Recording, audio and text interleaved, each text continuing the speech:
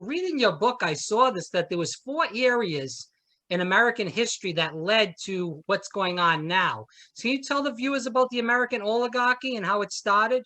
Sure. Well, first of all, we fought a war against oligarchy, and we declared that war in 1776. That oligarchy, the United Kingdom, was, they called it a monarchy, but that's just one form of oligarchy with a thread of DNA that runs right up through the middle of it, so that one family is always at the top of the pile, but it's still an oligarchy. And we overthrew that. And then a second oligarchy began forming in the early 1800s as a result of an invention, like the cotton gin, Eli Whitney's cotton gin, which a very expensive machine, but one cotton gin could do the work of 50 enslaved people in terms of cleaning cotton, which was the big bottleneck in cotton production. And what this did was it allowed the large plantations that could afford a cotton gin to drive their smaller competitors out of business. A modern day analogy might be, if only a small number of farmers could own tractors and plows, and all the other ones, had to plow their fields by hand with hose and things like that, And so what happened was the large plantations just got massively larger through the 1820s and 1830s as the cotton gin was widely used. And they ran their smaller competitors out of business, bankrupted them, bought their land at auction, had these people working on their own, what used to be their own farms as essentially, tenant labor. By the 1830s, the late 1830s, when John C. Calhoun left the vice presidency, he was Andrew Jackson's vice president. He was one of only 2 vice presidents to ever resign. Spiro Agnew was the other. But John C. Calhoun resigned from the VP slot and became the U.S. Senator from South Carolina. There was an open slot there, and came up with this idea for the Senate to forbid any discussion of abolition of slavery. It was called the filibuster. Right. Filibuster was exclusively used in the Senate from the 1830s, when John C. Calhoun basically invented it, until the end of the Civil War, to stop any discussion of slavery or abolition of slavery. And then from 1865 until 1964, for 99 years, the filibuster was exclusively used to fight civil rights legislation.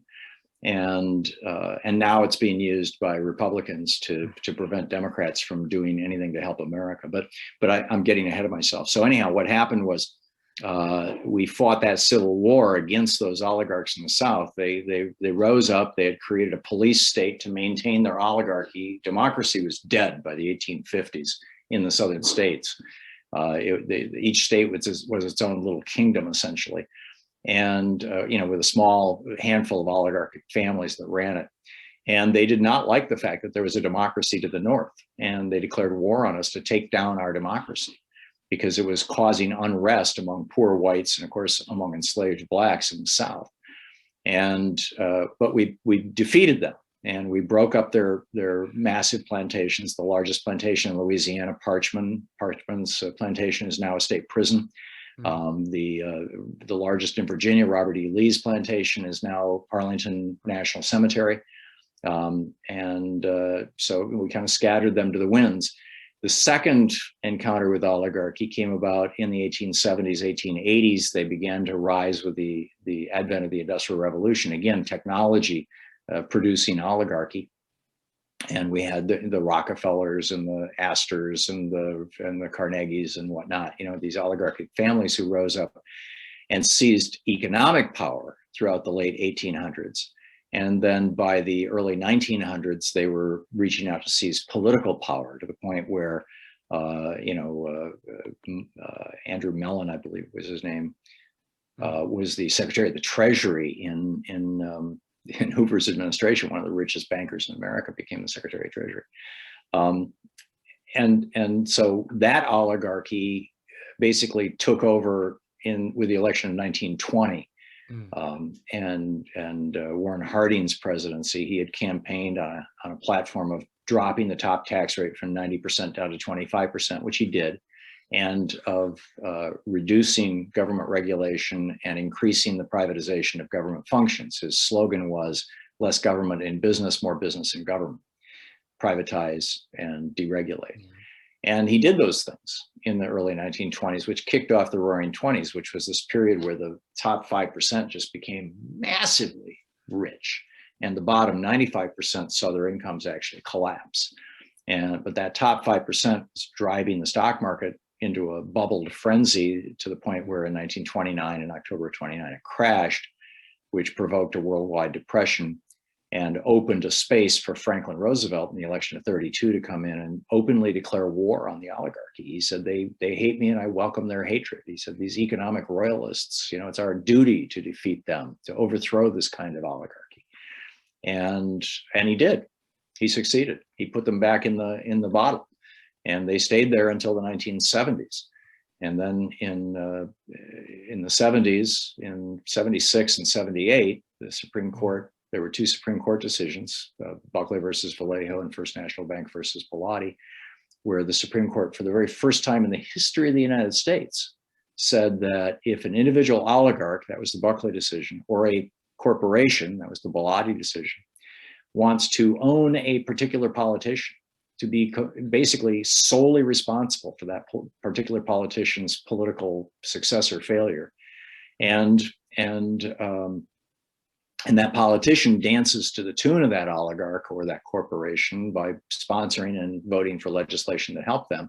We had always referred to that from the founding of the Republic as political corruption and bribery, but the Supreme Court said, no, that's it. We're not going to use those words anymore.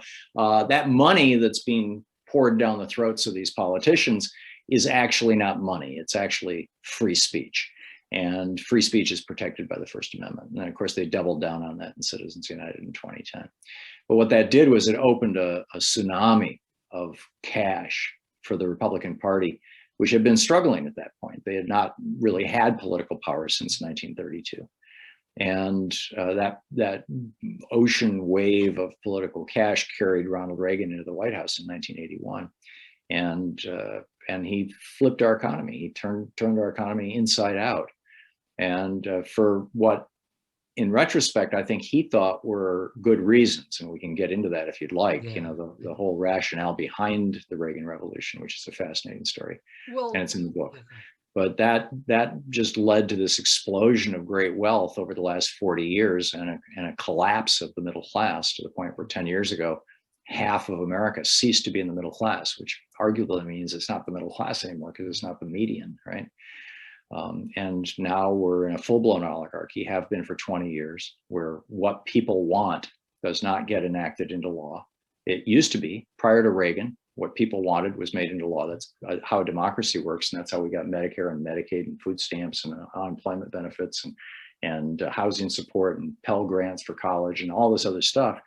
Since Reagan, none of that kind of thing has happened. Instead, it's been every piece of legislation, even stuff that theoretically benefits all of us, like Obamacare, has actually been a massive gift to the oligarchy, to the billionaires and to their corporations. And oligarchies don't last typically more than a single generation. They either collapse back into democracies, the democracy rises up and takes them on, as FDR did and as Lincoln did, or they seize absolute control, as Trump tried to do just a month ago, and declare a police state and end the democracy altogether and start imprisoning protesters and the media. They're among the first to go. That would be you and me, and Trump spent 4 years preparing everybody for this by talking about the lying press. Hitler's phrase was Lügenpresse, lying press. Trump's was fake news, but same thing. Demonizing the press, getting ready for the time when it was time to start rounding up the media, rounding up reporters, rounding up commentators. I really believe if Trump had been able to hang on to the White House, that within a year, you and I would probably both be in jail, because that's how it worked in Hungary when Viktor Orban did this and Trump was following his playbook. There's a whole chapter devoted to that in the book.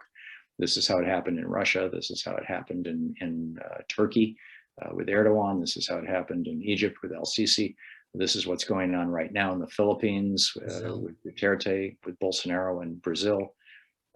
It's a fairly classic arc. I mean, it's all identifiable and measurable and essentially predictable. And we're still on that knife's edge because we have not yet reclaimed democracy, and we are not yet passing legislation that does what the majority of Americans want. We are still in an oligarchy. I want to kick around these current events now to move back to January 6th and talk a little bit about Trump. My thing is what happened on January 6th, it was a terrorist attack on the Capitol, $787 billion, Tom, and we can't protect the Capitol, but we're spending all that money on a defense budget. So it's Right. pretty funny there. But to move in more into this, what do you feel like happened? Because when I look at the Capitol, I believe that it was a terrorist attack. But I do think a lot of the people there, and knowing quite a few Trump supporters here in Florida, are not racist, anti-Semitic, misogynist people. There are a group that are that kind of type of people. But there's these group of people that were hoodwinked and conned by Donald J. Trump, using that rhetoric of Bernie Sanders, especially in 2016 and even a little bit in 2020. And they've just become enamored by him and really lost a lot of faith in the system. And that's why a lot of these people were over there for that. Not the people that were busting the windows, but some of the people that were there. What do you think of that? Because there are a lot of people hurting in this country. A lot of people don't have jobs, don't have health care, student debt, healthcare debt in general. So there's all these things boggling up with income inequality along with all these other things. But people in the media don't talk about that. They just call everybody that's a Trump supporter a terrorist. Yeah, I talk about this on my program. I mean, imagine if in 2016, for example, Hillary Clinton, who didn't win the election, had come out and said, the election was stolen from me. You know, there was a bunch of cronies of Donald Trump in 5 states, I can identify the states, who stole the election in those states. We have video of them doing it. I can name the names of the people. We're going to file 60 lawsuits. We're going to take this to the Supreme Court. And it wasn't just Hillary Clinton saying it. What if CNN and MSNBC were saying it as well? Every single day, every night, outraged that the election had been stolen from Hillary Clinton in the months after the November election leading up to January 6th. If you and I heard that over and over and over again from the politicians, from if my senators Ron Wyden and Jeff Merkley had said, yeah, the election was stolen, no doubt about it, and we need to do something about it. We can't allow that to happen. I mean, this is a complete violation of the ethos of America. We might have been at the Capitol. I doubt we would have been quite as violent. I think your point is well taken. But we would be. America has a revolutionary tradition. We would be standing up saying, no, stop, and engaging in whatever sort of protest we could to make that happen. That's what happened. These people had been primed by 40 years of the Republican Party pushing this big lie that there's millions and millions of Mexicans, as Trump would say, trying to vote, or actually casting votes. He's held on to this ever since it was made public in 2016 that Hillary Clinton beat him by 3 million votes in the popular vote. He said, no, those were Mexicans who were in this country illegally, and they were, and he's never let go of that. I mean, he still says that to this day. And so they were primed by these voter fraud ideas, theories that the Republican Party started promoting in 1980. Paul Weyrich, in his famous speech in Dallas, where he said, frankly, our leverage in the economy goes up as the voting populace goes down. He was helping run the Reagan campaign, and he was speaking to a group of Republican activists. That was the tail end of Operation Eagle Eye that had been started in the 60s in Arizona by William Rehnquist, where he was a big bear of a man and a lawyer, and he would stand outside polling places where Hispanics and Native Americans would vote and would challenge their votes loudly, threateningly, menacingly, and scare people away, literally. And he was richly rewarded for that. He ended up Chief Justice of the U.S. Supreme Court, and handed the 2000 election to George W. Bush. So, but I think we have to realize that, as you point out, Rob, and I don't hear that often enough on our side, that a lot of these Trumpies, Trump humpers, whatever you want to call them, maggots, a lot of them are, good people who believe in America and are not racist, misogynist asses, but they've bought a lie. They bought a lie that's been fed to them for 40 years by a political party. and it's an American tragedy.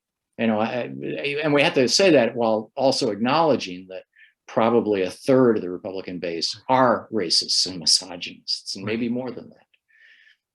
No, I agree with that too. And I do know people that voted for Bernie Sanders in the primary and voted for Trump because they believe 7 people like that who were all excited about Bernie, and they are all military or ex-military. I used to live in a marina in Washington, D.C. in 2016. I was living there. And I had 7 friends who and acquaintances who I knew them well, and they had all voted Republican their entire lives, and they were all working and rooting for Bernie in the primary, and they were going to vote for him for president. And when he lost, they voted for Trump, because in both cases, both Bernie and Trump were saying, I'm going to blow up the oligarchy. And people get it. The oligarchy is what's holding everything back. I saw that during 2016 with the Bernie revolution, and also in 2020, that between Bernie and Trump, we see the real populism on the Democratic side with Bernie Sanders, AOC, Rashida Tlaib. The list goes on, and we see the Republican side with the fake populism of Donald J. Trump. There's a transition going on with these two parties going in different directions. Where do you see the two parties going as far as the Republican and the Democratic Party right now? I think that the thing that pushed the Democratic Party into the welcoming arms of the billionaire and corporate class was Reagan's gutting the labor unions. Average working people used to fund the Democratic Party through the unions. When Reagan gutted the unions, there was no way for the average working person to fund the Democratic Party. It was too complicated to write a check and mail it off and all that. It just wasn't happening. The last decade, we've seen, as a result of the internet and the ease of e-commerce, we've seen the rise of Democratic candidates who are funded once again by small donations, from Bernie Sanders to, we saw this in Georgia, with Warnock and Ossoff. We saw it with Joe Biden, frankly, with his campaign. Barack Obama too in 2008. Right, and Obama really proved that it was possible, although Obama was still hugely funded by large corporate interests and billionaires, but not so much Joe Biden. And I think that the Democratic Party is returning to its grassroots of grassroots funding and populist legislation. The Republican Party, in my mind, is moving in the direction of the old Nazi party. They're moving explicitly toward fascism, toward strongman rule, toward police state policies, and toward the obliteration of democracy in the United States. And there's a number of Republicans who are seeing the same trend and completely agree with what I'm saying. And people like Steve Schmidt, who ran John McCain's campaign, is even more outspoken about this than I am. And they're pretty flipped out. But I think their diagnosis is correct. Bernie is 79 years old. He's God bless him. I want him to stay in the Senate as long as he can, but he's probably going to be on his way out within the next couple of years. I think he's up for re-election in 2 years, if I'm correct on that. But regardless of that, with Bernie, getting older, who is going to take that progressive mantle and maybe run for president? Whether it's in a primary challenge in 2024 or whether it's 2028, who's going to take that mantle? Is it AOC? Is it somebody that maybe we have not heard of yet? Well, AOC is positioned to take on Chuck Schumer. Right. Yeah. Frankly, that would be my prediction, that she's going to run for the Senate. You think she's got a good chance, Tom? I think she does. That's great. I actually think she does. And so there's that.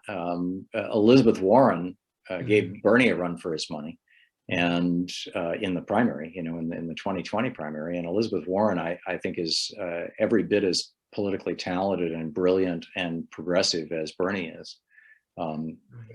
So, and she's did say that sexist comment about Bernie, Tom, though, that Bernie was a sexist on the stage. That rubbed me a little bit the wrong way. I don't think Bernie's a sexist. You know Bernie pretty well. I don't think Bernie's a sexist. But everybody's entitled to make a mistake once in a while, and that was a big mistake for Elizabeth Warren. But she's learned from that, I'm sure. I think that we need to be careful of bringing out the circular firing squad, Rob. I think it's important that that that we promote the values. You're absolutely right, and that we promote the candidates, and that we give Joe Biden a chance. I'm not saying ignore, the neoliberals he's sticking in his cabinet. He still has, half the Democratic Party is still in that Clinton corporate mode and mold, and it's going to take, a few years to flush that out. And we're seeing that right now. You've got two corporate Democrats, Sinema and Manchin, who are gumming up the works with the minimum wage and with the filibuster. Basically throwing in with the Republicans. It's a real tragedy, but there it is. And I think that if Biden completely disregards that wing of his party, you're going to see internal warfare in the Democratic Party that would not be healthy. I got to disagree, though, with Biden has half of the party. I think he has a little less than that. We look at the Democratic primary, Tom, 87% of those people that voted wanted Medicare for all. That was in states even like Mississippi. Bernie has all these, Medicare for all, Green New Deal. The Democratic primary in 2020, even though they voted for Joe Biden, they were all for all these policies. Even Republicans that voted in the general election were for some sort of healthcare system. I agree. Yeah, I agree. These are the pressures that are pushing the Democratic Party in a more progressive direction. The real key is going to be whether enough people like you, Rob, and or the people who listen and watch to your show are going to insert themselves inside the Democratic Party and take it over. We need a progressive awakening is happening in the Democratic Party. The number 3 most powerful Democrat in the United States, or at least in the House, Joe Crowley, was taken down by AOC. In a primary. There's serious stuff happening here. And we need to encourage that. But the reason it's happening is because for a decade or more, people have been at the local level getting into Democratic Party politics and running for or volunteering to be precinct committee persons. And those are the people who pick the primary candidates. So if you've got a majority progressives as precinct committee persons, you might have 5 candidates running in the primary, but they might all be progressives. They're also the people who write the platform, and the local platform, influences the national platform. So if we believe in democracy, we have to get inside this political party and make it more progressive and push it in the direction of democracy. We can't just sit back and complain. Yeah, I agree with you 100%. I want to end with this last question because we're running out of time right now. Joe Biden, like I said, I'm willing to give him a chance. I voted for him for sure. My thing that I'm worried about, and I am calling my senators, like you told everybody earlier in the program, but Joe Biden right now is moonwalking away from the $15 minimum wage. Bernie came on CNN, I believe it was either Wolf Blitz or Anderson Cooper, where he said he has tons of lawyers in there trying to push this through.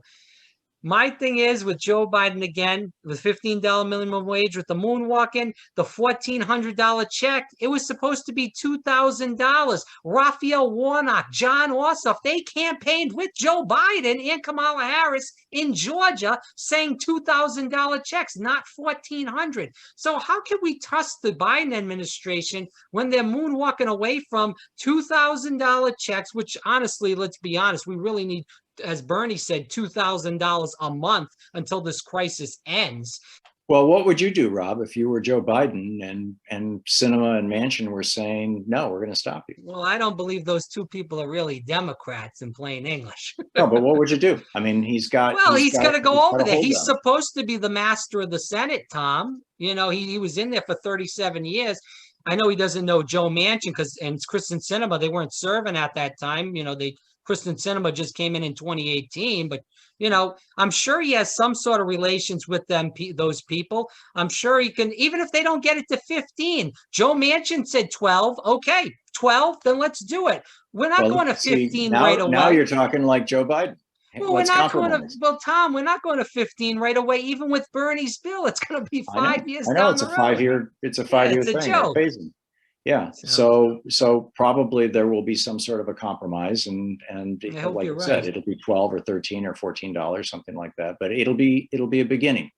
I was a big fan of the way that I hated Lyndon Johnson when I was a kid. I was out in the streets protesting him, hey, LBJ, how many kids did you kill today because of the Vietnam War? But his policies, his domestic policies were brilliant. And the thing that he was able to do, because he had been the Senate Majority Leader for years, is he knew how to wield power. And this was back in the day when he would actually threaten people.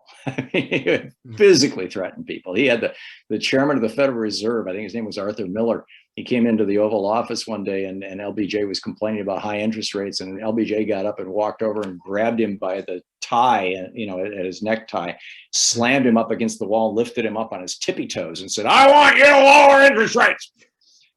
It didn't work, by the way, but LBJ was not afraid to really assert himself. We haven't seen, or at least publicly, that side of Joe Biden, and I don't know if it's there or not. I don't know if that's him, but I'm not willing to make the perfect the enemy of the good. I realize that that's a horrible cliche that was used throughout the Clinton and Obama years to say, yeah, let's just get along and go along. It's not what I'm suggesting at all. We need to absolutely raise hell, but we've got to be on the side of these issues and realize that we have people who are not on the side of these issues who are in our party, who are Democrats, and we're not going to purge the party of them in the next week. No, I agree with you. But I'm worried though, because again, and then I'll shut up about this and end the interview. The $2,000 checks, again, they campaigned on that in Georgia. And then you're lying to people in plain English. You can, say 1,406 and do the math and all this jibber jabber back and forth. But in the end, it's not $2,000 straight up. And people need that check right now. And again, they really need $2,000 a month, which, Bernie and AOC and Rashida Tlaib have been talking about for months on end.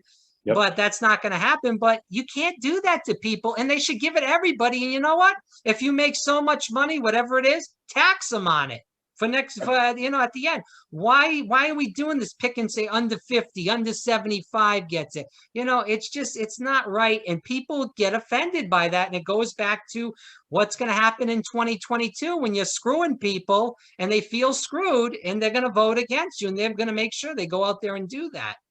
Yeah, no, you've expressed my concern, which I think I've expressed a few times in this interview, Rob. I don't disagree with you.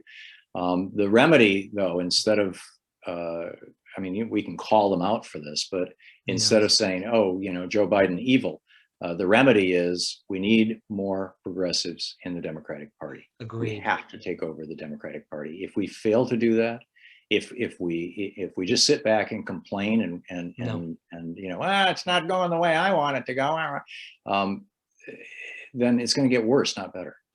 Again, and I'll end with this. Jerome Powell came out. You're a news junkie. I'm sure you saw this. Came out the other day, said 1.9 trillion was not enough. He's the Fed Reserve chairman. You got to go big or go home. I know this was big, but this wasn't even as big as the HEROES Act. Back, in the summer. So, I don't know. Maybe it's just me. Can we end the interview with some hope on Joe Biden? I'm with you. I hope he does great. I hope he's the best president in my lifetime, best president we ever had. But right now, I'm kind of depressed on what's happened right now for somebody, again, that was supposed to be the master of the Senate, the master of the bipartisan agreement. Now, let's, being realistic, we both know that he's not going to get anywhere with Mitch McConnell, the Republicans. So you know what? Go hard or go home. Like you said, Lyndon Baines Johnson, go in there and kick ass and just take no prisoners. If Joe Manchin and Kristen Sinema don't want to vote for you, then make sure when they're up, and I believe it's in 2024, you make sure that you get a primary challenge against them and screw them. Yeah, I completely agree. And that's how we have to do it. But at the end of the day, while the Republican Party largely responds to pressure from the donor class, the Democratic Party largely responds to pressure from the voting class, from the working class. And so we need to be calling, again, the number for Congress, 202-224-3121. We need to be making our voices heard to our senators and to our elected members of the House, our representatives. We need to engage ourselves in local politics. I'm guessing that 99.9% of the people who are watching or listening to this right now have never attended a local Democratic Party meeting. And you would be shocked. All across America, there are open slots to become a precinct committee person. The precinct committee people are the most powerful politicians in America because they decide the primary candidates and they decide the party platform. They're the ones who make it happen. And that can be you. That can be, you know, every single person watching. Get inside the Democratic Party. Take this damn thing over. And if somebody said that, you know, if enough of us showed up, we could take over CBS News or NBC, it would be like, oh, where's the door? How do I get in? Right? If enough of us showed up, we could just take it over. Well, that's true of the Democratic Party. And it's a multi-billion-dollar corporation. And it's wide open. I mean, there are some places where it's harder to get in than others, and some places where it's far more rigidified than others, Florida being case in point. But still, with a critical mass, you can take it over. And that's what we need to be doing. Tom, God bless you. You are a living legend. One of my favorite guests of all time. Tom Hartmann, definitely listen to him. 12 to 3, Progressive Voices Network, A Hidden History of American Oligarchy. Tom Hartmann. Tom, thanks so much for always spending so much time. You are an American treasure. I appreciate everything that you do on the radio and obviously for the program. Thanks, Rob. It's been a pleasure and an honor to hang out with you here.